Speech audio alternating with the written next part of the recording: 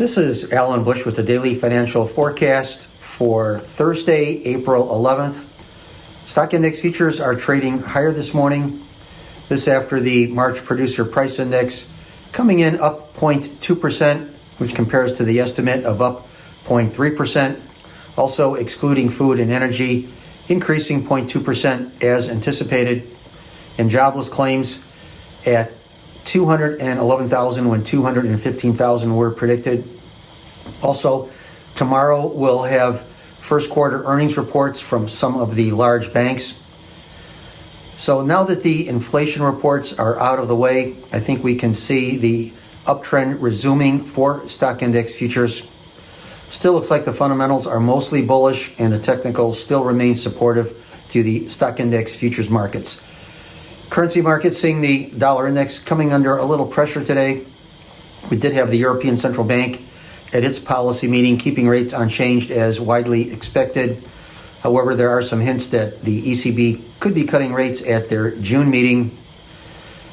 Also, we are seeing central bank policies diverging, with the Fed likely to be very slow to pivot to accommodation this year, while other major central banks will be a bit more aggressive in lowering interest rates. And I think that is a recipe for dollar strength.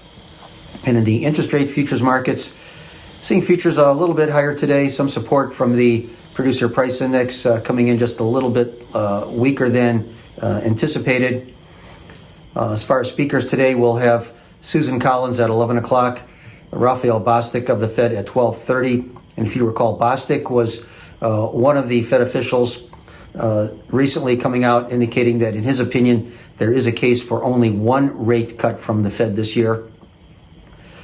Also, it does look like at the upcoming meetings, probably no change at the May 1st meeting, probably no change at the June meeting, and also no change at the July meeting. However, the September meeting is the time where we will probably see, according to the financial futures markets, a rate cut of 25 basis points.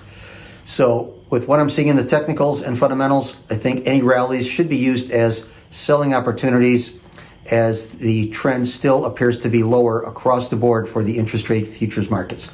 So good trading, everyone. Once again, remember, these are my opinions alone and are not the opinions of ADMAS or ADM.